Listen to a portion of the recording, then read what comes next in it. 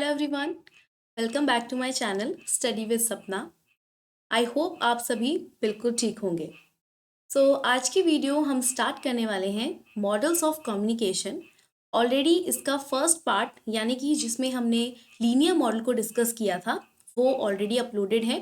Description box में आपको उसका लिंक मिल जाएगा, उसे जाकर आप देख सकते हैं। तो आज पार्ट सेकंड है।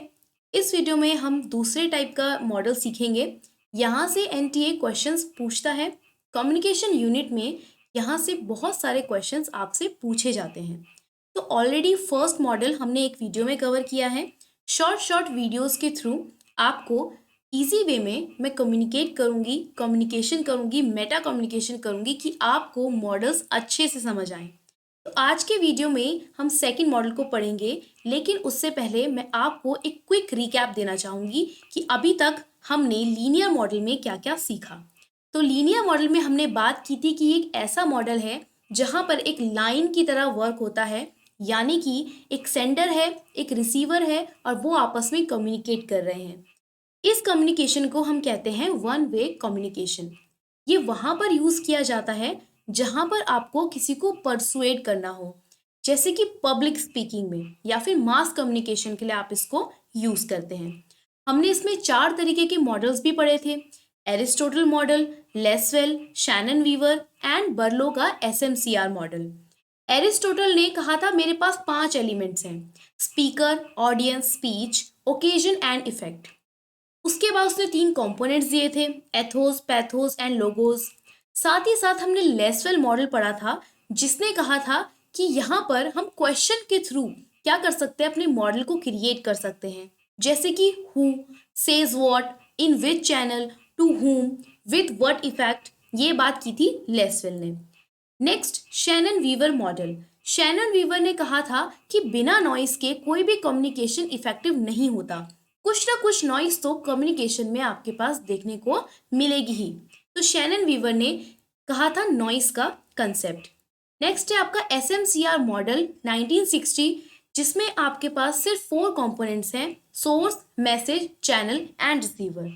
तो इसी के साथ आज का जो सेकंड मॉडल है वो है इंटरैक्शनल मॉडल। इंटरैक्शन का मतलब क्या होता है? सिंपली 2 लोग आपस में इंटरैक्ट कर रहे हैं, बातें कर रहे हैं, कम्युनिकेट कर रहे हैं। तो ये 2 वे मेथड है। लीनियर कैसा था आपका? 1 वे मेथड। इंटरैक्शनल कैसा है आपका? 2 वे मेथड, जहां पर आप फीडबैक के साथ कम्युनिकेट करेंगे। हो सकता है फीडबैक यहाँ पर कंटिन्यूस ना हो, थोड़ा स्लो हो या फिर इनडायरेक्ट हो, लेकिन फीडबैक जरूर होगा। बट लीनियर मॉडल में फीडबैक नहीं था, तो इस चीज को ध्यान रखिएगा।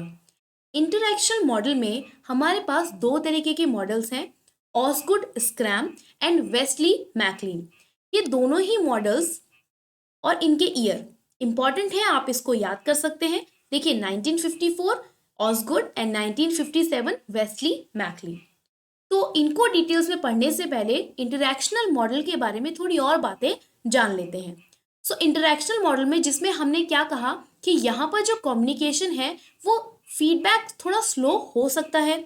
यहाँ पर कम्युनिकेशन एक इंटरनेट प्रोसेस के थ्रू होगा और यहाँ पर इसको हम कन्वर्जेंस मॉडल कहते हैं। वेरी इंपॉर्टेंट, बहुत बार एनटीए ने क्वेश्चन पूछा है कि कौन सा मॉडल कन्वर्जेंस मॉडल कहलाता है। तो आपका कौन सा मॉडल है?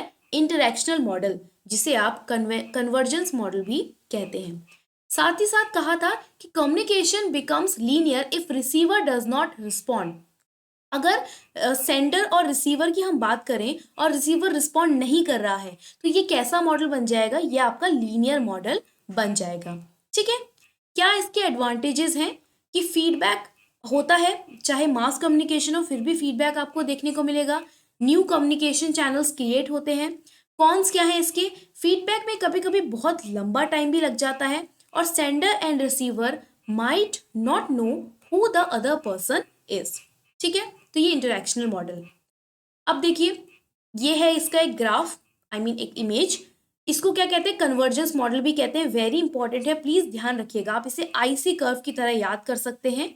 आईसी कर्व, इंडिफरेंस कर्व आपने इकोनॉमिक्स में पढ़ा है, तो आईसी कर्व यानी कि इंटरैक्शनल मॉडल को कन्वर्जेंस मॉडल भी कहते हैं। तो यहाँ पर देखिए, इनकोडर है यानी कि एक सेंडर है और डिकोडर है। इनके बीच में क्या हो रहा है, कुछ कंटेक्स्ट के बारे में हम बात कर रहे हैं और उसके बाद ये लोग अपनी कम्युनिकेशन को कर रहे हैं। तो यहाँ पर आपके पास जो भी कंटेक्स्ट है, जो भी रेफरेंस है जिसके बारे में आप बात कर रहे हैं, तो आप साथ ही साथ क्या कर रहे हैं, फीडबैक भी दे रहे हैं। कभी कभी हो सकता है कि फीडबैक इमीडिएट ना हो, डायरेक्ट ना हो, बट फीडबैक आपका प्रेजेंट होगा। अब इसके अंदर दो मॉडल्स हैं। पहला मॉडल है आपका Osgood Schramm model. Osgood proposed that communication process is circular rather than linear। Osgood ने कहा था कि जो कम्युनिकेशन प्रोसेस है ये कैसा है, सर्कुलर है। क्यों? क्योंकि सेंडर रिसीवर को क्या करेगा, कोई भी मैसेज कम्युनिकेट करेगा, उसके बाद रिसीवर अपना फीडबैक देगा। तो ये कैसा है, ये एक सर्कुलर मोशन में चल रहा है। तो ये ऑसगुड का कहना था कि जो आपका कम्युनिकेशन है वो कैसा है, सर्कुलर मॉडल पे बेस्ड है। ये ध्यान रखिएगा। देखिए ऑसगुड में डबल ओ, इनफैक्ट 3 ओ आपको देखने को मिलेंगे। तो इससे आप याद कर सकते हैं कि इसका जो मॉडल था, इन्होंने क्या कहा था कि मेरा जो मॉडल है वो कैसा है, सर्कुलर मॉडल है। The person receive the message and interprets it to provide feedback. इसीलिए इसे हम क्या कहते हैं, सर्कुलर मॉडल कहते हैं। ये देखिए, ये इसका एक इमेज है। नेक्स्ट आपके पास दूसरा इमेज है जहाँ पे सोर्स इनकोडर, एक इनकोडर है जिसने क्या किया, मैसेज को इनकोड किया। उसके बाद उसने सेंडर को सेंड कर दिया और डिकोडर ने उसे डिकोड करके अंडरस्टैंड कर लिया कि क्या मैसेज था। बट क्या आपको दिख रहा है, यहाँ पे एक चीज दे रखी है, that is field of experience. Field of experience क्या होता है, आइए इसके बारे में जानते हैं। फील्ड ऑफ एक्सपीरियंस का मतलब है वो सारी की सारी चीजें जो आपके कम्युनिकेशन में मैसेज को अंडरस्टैंड करने में इन्फ्लुएंस करती है।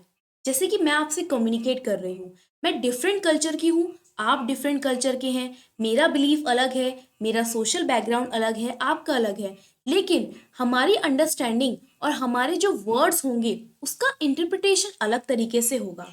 इसी के इन्फ्लुएंस को हम कहते हैं फील्ड ऑफ एक्सपीरियंस। यहाँ पर कुछ एग्जाम्पल हैं, देखिए।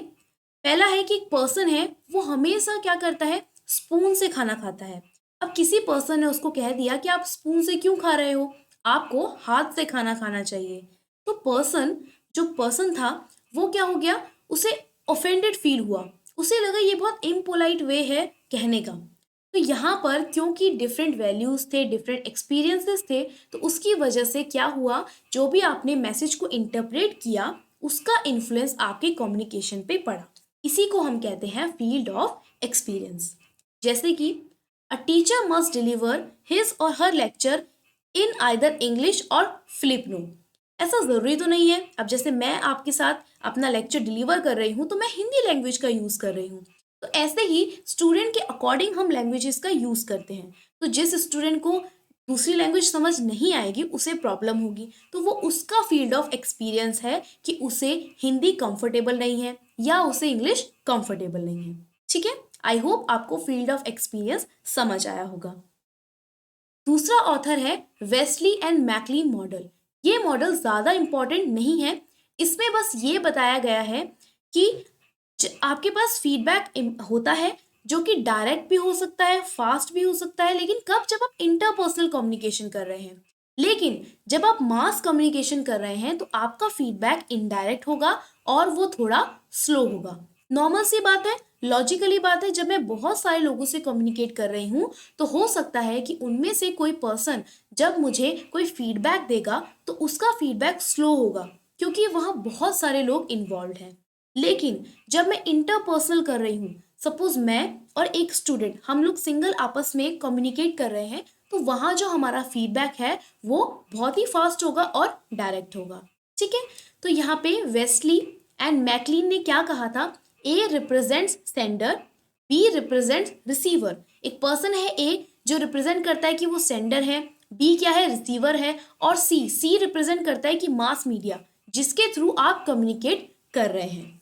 सो the interactive communication process is more effective than linear communication. तो हमने पहले लीनियर कम्युनिकेशन पढ़ा था जहाँ पर फीडबैक नहीं था, लेकिन इंटरैक्शनल मॉडल में आपके पास फीडबैक होता है। इसीलिए हम कहते हैं कि कम्युनिकेशन प्रोसेस में इंटरैक्शनल मॉडल ज़्यादा इफेक्टिव है instead of linear communication model. ठीक है, तो इसमें सिंपली दो तरीके के मॉडल हैं, वो हमने पढ़ लिए। और ये आपके पास एक चार्ट दिया हुआ है जिसमें वही चीज़ एक्सप्लेन की है कि ए का आपका सेंडर है, बी रिसीवर है, सी गेट कीपर है, एफ फीडबैक है। तो इस तरीके से आपको एक्सप्लेन किया हुआ है। ठीक है, तो ये था आज का एक छोटा सा वीडियो जिसमें हमने इंटरेक्शन मॉडल को कुछ ही मिनट्स में सीख लिया। तो अगर आपको वीडियो पसंद आई है तो प्लीज़ वीडियो को लाइक कीजिए, चैनल को सब्सक्राइब कीजिए और अपने फ्रेंड्स के साथ शेयर कीजिए। मिलते हैं नेक्स्ट वीडियो में, तब तक के लिए बाय बाय, टेक केयर।